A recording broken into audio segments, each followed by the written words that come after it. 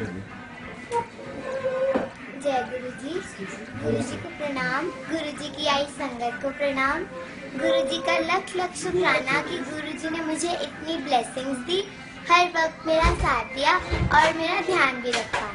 आज पहले मैं आपको गुरु जी के बारे में बताऊंगी।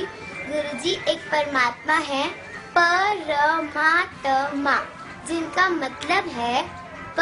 हमारे जितने भी पाप कर्म हैं, चाहे वो इस जन्म के हैं या किसी भी जन्म के, गुरु जी हमें उन पापों की क्षमा देते हैं। उसके बाद र, हमारे जितने भी रोग हैं, हमारे मानसिक, हमारे शारीरिक, हमारे आर्थिक, गुरु जी हमारे सारे रोग ठीक करते हैं।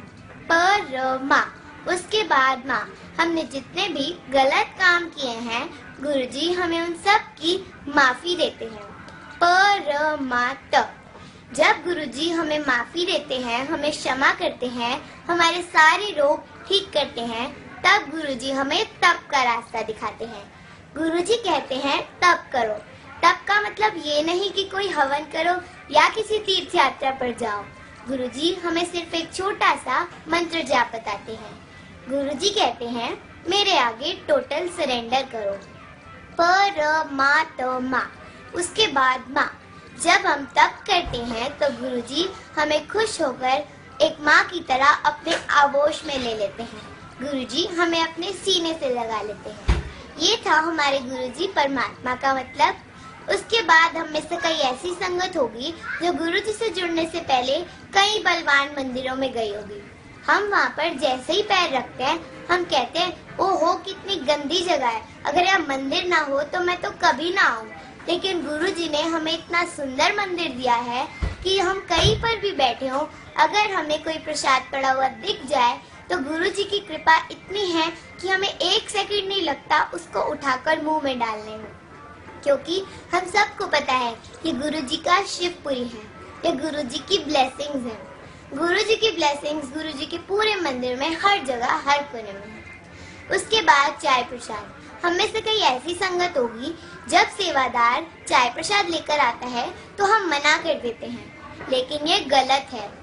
उस वक्त वो सेवादार वो अंकल नहीं होते, वो गुरुजी होते हैं जो हमें चाय प्रसाद नहीं ब्लेसिंग्स दे रहे होते हैं। और अगर हम चाय प्रसाद के लिए मना करेंगे तो मतलब हम ब्लेसिंग्स के लिए मना कर रहे हैं, इसलिए हमें वो नहीं करना चाहिए, हमें ले लेना चाहिए। उसके बाद कई लोग ऐसे भी होते हैं कि वो ले लेते हैं पर पूरा फिनिश नहीं करते, ये भी गलत है। जो वो हमारी ब्लेसिंग्स होती हैं वो हमारी मेडिसिन होती हैं, वो अंदर जाके हमारा ट्रीटमेंट करती हैं। अगर हम अपनी मेडिसिन पूरी नहीं लेंगे तो हमारा जो ट्रीटमेंट होना है वो भी थोड़ा सा रह जाएगा, इसीलिए हमें उसे ले लेना चाहिए। उसके बाद लंगर प्रसाद।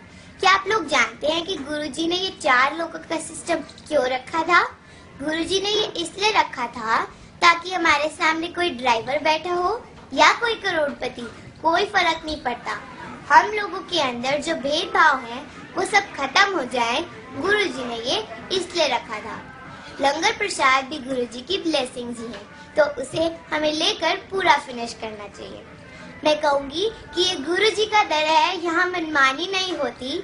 ये गुरुजी का दर है, यहाँ मनमानी नहीं होती, पर एक बात भी पक्की है कि कोई परेशानी नहीं होती। ये गुरुजी का दर है, यहाँ मनमानी नहीं होती, पर एक बात भी पक्की है कि कोई परेशानी नहीं होती। कुछ तो बात होगी मेरे गुरुजी में, यूं ही दुनिया इनकी दीवानी नहीं होती।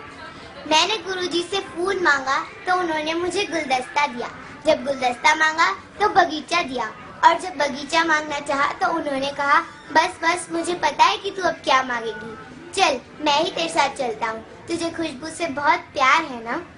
अब मैं आपको बताऊंगी कि गुरुजी से जुड़ने के लिए क्या करना चाहिए।